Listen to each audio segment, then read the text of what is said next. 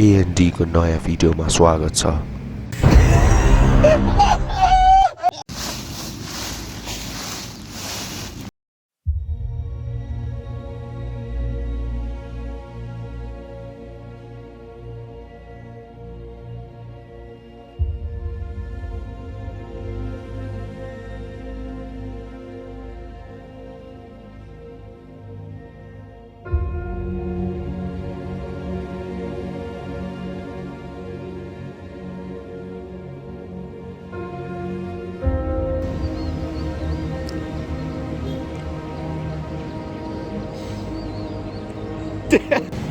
हिजोबाट एउटा खतरा ठाउँ थाहा भयो हामीले। यहाँ हेर न कस्तो मजाको रुखहरू भयो, साकुरा पनि छ यहाँ। अनि ज्याक्कसँगले राम्रो पार्क है खोलाको छेउमा। खोला चाहिँ ठिकै मात्र छ। अब यो प्रकृति भनेको भगवान् हो नि त खासमा, होइन? अब यो खोला नाला सबै हामीलाई प्रकृतिले नै दिएको हो। त्यो भगवान् कहाँ छ भन्दाखेरि नै यही हो क्या, हामीलाई जुन प्रकृतिले सब चिज दिएको छ नि, यो वातावरणले त्यो फेर्नलाई राम्रो अक्सिजनहरू, होइन? त्यो सब दिएको होइन। यो पार्कहरू, यो फुलहरू राम्रो छ, होइन?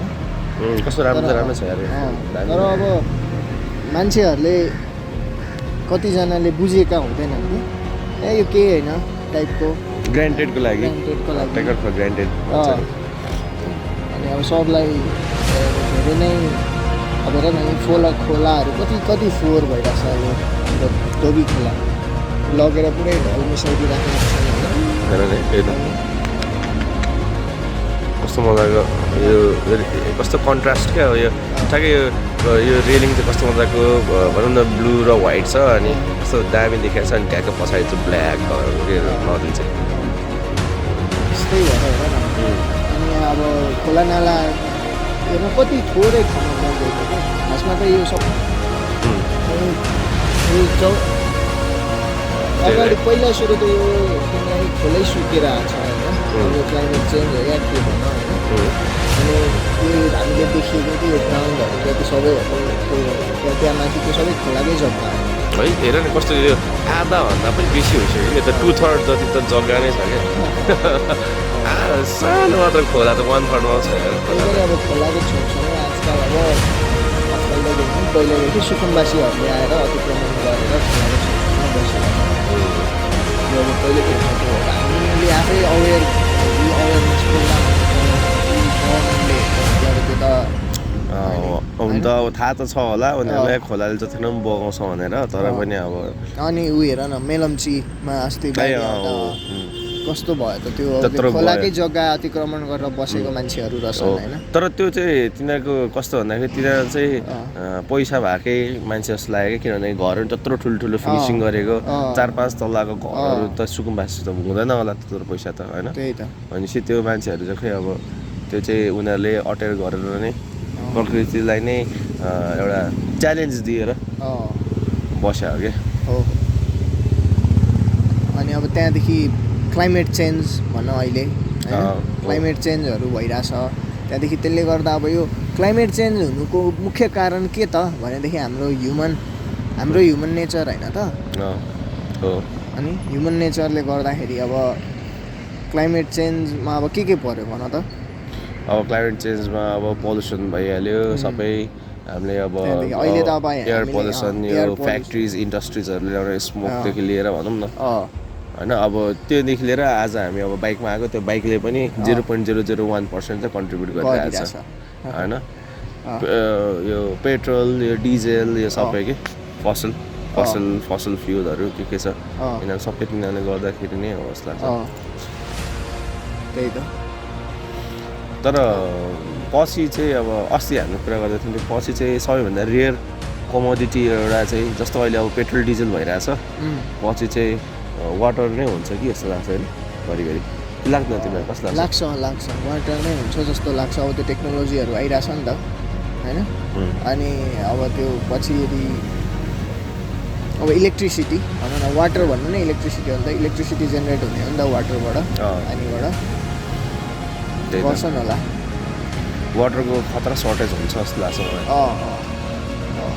Pure water drinking water pure drinking वाटरको लागि किनभने अलमोस्ट अर्थ कति 3/4 जति त वाटरले नै कभर गरेको छ सी ओसनहरू छ त्यही पनि प्योर वाटर चाहिँ प्योर ड्रिङ्किङ वाटर चाहिँ त्यसरी हुन्छ कि जस्तो लाग्छ त्यहाँ त्यो सी पनि त हेर न त्यो अब सब त्यो डम्पिङ साइट बनाएको छ नि त होइन पुरा एनिमल्सहरू एक्वाटिक एनिमल्सहरू सब मरेर कस्तो गाह्रो हुँदो रहेछ कि त्यो तर तिनीहरूलाई त्यो यो प्लास्टिकहरूले अहिले पनि यहाँको हाम्रो मकमसँग सानो देशमा यहाँ त जेसरी त्यो गरिरहेको छ तर अब कस्तो हुन्छ भन्दाखेरि त्यो देशहरूमा चाहिँ त्यो एक्वाटिक एनिमल्सहरू पनि त्यो प्लास्टिकहरू फ्लोटिङ प्लास्टिकहरू चाहिँ टक्क कस्तो गरेर उसको मुखमा पर्दो रहेछ कि अनि मुखमा परेर अनि सासै नफेर्न नसकेर के उनीहरू त हात त हुँदैन उनीहरूको हात त्यसो गरेर निकाल्नु हुँदैन फिन्सहरू निकाल्नु सक्दैन अनि त्यस पछाडि त्यही भएर नि उनीहरू त्यो निसासिएर कस्तो मर्ने रहेछ कि त्यस्तो हुँदै रहेछ त्योहरू भयो फिस हुकहरू त्यस्तोहरू अड्किने मैले अस्ति नै एउटा भिडियो हेरेको थिएँ कि त्यसमा त्यही त अनि यो क्लाइमेट चेन्जले गर्दाखेरि अब यो माउन्टेनहरूको सबै त्यो स्नोहरू पग्लिएर होइन त्यहाँदेखि उता अब आइसल्यान्डतिर ग्लेसियरहरू पग्लिएर त्यो के डकुमेन्ट्रीहरूमा देखाइरहेको हुन्छ नि त्यही त अनि त्यो पग्लेर फेरि यता अब के हुन्छ त भनेदेखि अनि पानीको सतह बढ्छ पानीको सतह बढेर अब जुन त्यो सानो सानो टापुहरू त्यसमै विलिन हुने पानीमा देखि लिएर अनि अब हाम्रो नेपालको केसमा चाहिँ अब खोला यता बढेपछि उता तराईमा फेरि बाढी आउने नेपाल त यति सानो छ नि जहाँ यति सानो छ कि अब देशको कुनै कुनामा एउटा केही घट्यो भने सारा अब देशले नै हिमालदेखि पहाड तराई सबैतिरै दुःख के त्यही त अब इक्जाम्पलको लागि अब हिमालमा हिउँ पग्ल्यो यता तराईमा बाढी गइहाल्छ अनि त्यहाँदेखि अब जहिले जनधनको क्षति बाढीले सब है कस्तो त्यो भयो अब त्यो त अब ल यसोमा भनौँ न अब हामीले देखेको अहिले सटल एकदमै चेन्ज हुने चाहिँ जस्तै अब यो यसपटक अब भनौँ न यो गर्मी पनि चाँडै पो आएको हो कि होइन जाडो छोटिँदै गएको हो कि होइन ग्लोबल टेम्परेचर बढेको हो कि त्यस्तो लाग्ने कि गर्मी अब आउनु थालिसकेको छ अलमोस्ट आइसक्यो फेरि अस्ति कुन बेला हो त्यही माघतिरै हो के अरे अब पानी परिरहेछ होइन कतिवटा ठिमीतिर कति ठुलो पानी पऱ्यो उनीहरूले भन्दै थियो कि कत्रो पानी पऱ्यो भनेर अनि त्यस्तो पानीहरू पनि त्यो आजकलको टाइममा पर्ने बालीहरू नष्ट हुने जस्तो देखिरहेको छ कि अब यस्तो प्रकृतिको हेर न अब हामीले रुखतल कस्तो राम्रो के भन्छ यसलाई साक्रा चेरी ब्लसम छ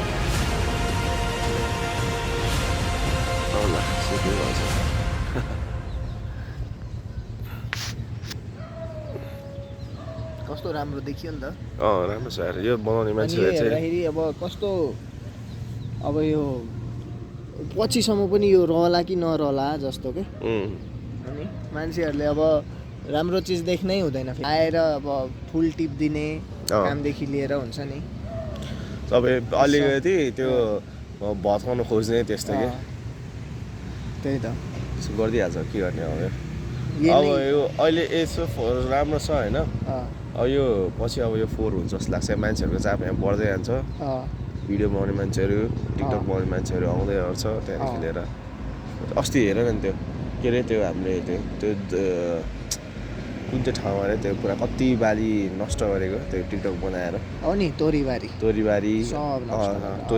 अनि त्यस पछाडि अर्को त्यो दमिनी फुल के भन्दो रहेछ तिनीहरू पनि त्यस्तो त्यो चाहिँ गर्नु भएन कि कस्तो भन्दाखेरि उनीहरूको प्राइभेट प्रपर्टीमा आएर त्यसरी होइन अब कस्तो भन्दाखेरि जस्तै अब सिम्पल इक्जाम्पल हो आफ्नै घरमा हामीले सपोज मानिलियो पुरा फुलहरू रोपेका छौँ भने गमलामा फुलहरू रोपेका छौँ अनि अरूहरू आएर पुरा यताउता गरेर भिडियो फोटोसोटो खिचेर भनौँ नसोधिकन पर्मिसन पनि छैन यसै घरमा आएर अनि त्यो फुलसुलसँग फोटोसोटो खिचेर अनि अन्तिममा गमलामा फुटाइदिने फुलको भाँस दिने यहाँहरू सब भाँस दिने त्यस्तो गरेर कस्तो लाग्छ भन्दाखेरि सिम्पल स्केलमा हेर्दाखेरि त्यो त अब हाम्रो यो त अब फुलदेखि नै त्यो त ब्युटीको कुरा हो त्यो बिचरा त्यो तोरीबारीको त उसको त त्यही नै हो रोजीरोटी नै थियो अरे क्या। त्यही त हो नि त। त्यही त रोजीरोटी नै क्या। अनि अब उसले त्यो अब त्यही तोरीबाट तेल पिसाएर केही पैसा कमाउँथ्यो होला त्यही त होला के होला छोड्छन् मान्छे अर्को बारे नसोधेर भएकोलाई पनि कहाँबाट आयो बनाउनु त परै जाओस् भएकोलाई पनि बिगारिदिन्छन् क्या। त्यही त तिम्रो विचारमा चाहिँ अनि के गर्नुपर्छ होला त यो अब यसलाई अब अलिकति अब डिक्रिजै नगरे पनि कन्ट्रोलसम्म होइन गर्नको लागि अब यो सबै अब सबैले के बुझ्न जरुरी भयो भनेदेखि अब जुन यो हामी प्रेजेन्टलाई चाहिँ राम्रो बनाउने होइन। अब पास्टलाई हेरेर होइन पास्टलाई हेरेर प्रेजेन्टलाई राम्रो बनाउने र अनि पो फ्युचर राम्रो हुन्छ होइन। अनि अब मान्छेहरू फ्युचर चाहिँ राम्रो बनाउँछु भन्ने अनि प्रेजेन्टमा चाहिँ अब जुन हामीलाई नेचरले दिएको प्रेजेन्ट नै हो क्या प्रेजेन्ट भनेको खासमा मलाई चाहिँ त्यस्तो लाग्छ होइन। यो प्रेजेन्टलाई राम्रो बनाउँदै जाने अनि अब आफूले राम्रो गर्ने अनि फ्युचर त राम्रै छ नि फ्युचर त जसको पनि राम्रै छ नि त्यही त। तर त्यो प्रेजेन्टलाई हेरेर प्रेजेन्ट राम्रो हुनु पर्यो नि त। अब पास्ट हेर्ने पास्टमा उसले हिजो यस्तो गरेको थियो होइन हिजो आएर उसले त यहाँ यस्तो गरेर तोरीबारीमा फोटो खिचेको थियो अथवा यो फुल टिप्या थियो म पनि आज टिप्छु भन्ने होइन त्यस्तै हो। अब कसरी प्रेजेन्टलाई चाहिँ राम्रो बनाउने त त्यसो भए यसो केही अब तिमीलाई केही अब त्यो भए एजुकेसन अवेरनेस हुन पर्यो नि होइन अवेरनेस त छ होला यार अवेरनेस त हेर यो त किन भन्दा एजुकेसनको त लिट्रेसी रेट त मान्छेको अहिले नेपालमा पनि लिट्रेसी रेट त अराउन्ड 60-70% भइसक्यो। पहिला हामीले पढ्दा 58.7% थियो अब अहिले चाहिँ नि त्यो भनेको अलमोस्ट 70% पुगिसक्यो। मैले लास्ट टाइम काठमाडौँमा त लिट्रेसी रेट हेर्दाखेरि 99% छ क्या। भनेपछि एजुकेसन चाहिँ प्रब्लम होइन क्या जहाँसम्म एजुकेसन प्रब्लम होइन तर केमा चुकिरहेछौँ हामी त्यही त।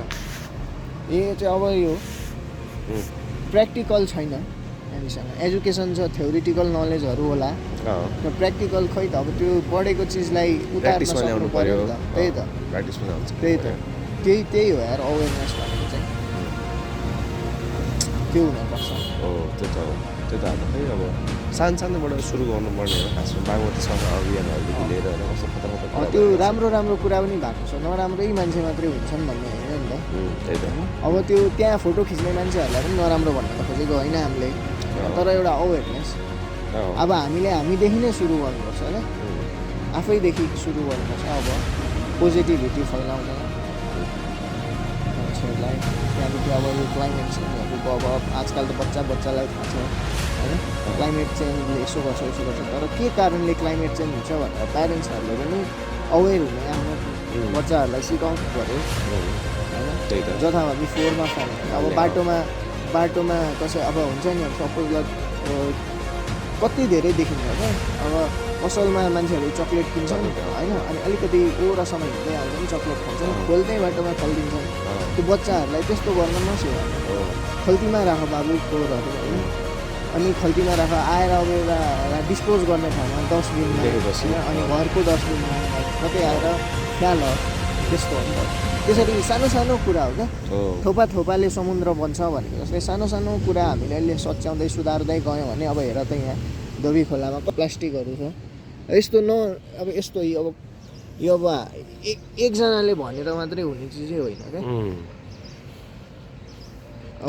अब एकजना मान्छेले अब आजदेखि म गर्छु भनेर अब एउटा मान्छेले म प्लास्टिक फ्याल्दिनँ त्यो अब एकदमै अब त्यो फोहोर उठाउन आउने दाजुहरूलाई चाहिँ म यो प्लास्टिकहरू दिएर पठाउँछु खोलामा फ्याल्दिनँ भनेर सोच्यो भने अनिपछि सबैले मैले यसो गरेँ भन्ने उसले अरूलाई पनि सिकाउने यसो नगर भन्ने अनि त्यो गरेपछि बिस्तारै अब त्यस्तो कुरालाई भाइरल बनाउने त्यो बरु तोरीबारीको फोटो भाइरल होइन कि बरु त्यो मैले चाहिँ आजदेखि यो काम सुरु गरेँ है मेरो कामलाई भाइरल बनाऊँ भनेर सबैजना लागौँ भनेर बरु त्यसरी पो भाइरल बनाउने होइन त्यसो गऱ्यो भनेदेखि अब त्यो पहिला सुरु त पोजिटिभिटीले आफैलाई बनाउँछ होइन त्यो आफू त्यो एउटा मान्छेलाई नै बनाउँछ अनि त्यसदेखि नेचर बनाउँछ नेचर बनाएपछि देश बनाउँछ त्यही हो क्या सबैभन्दा सानो कुरा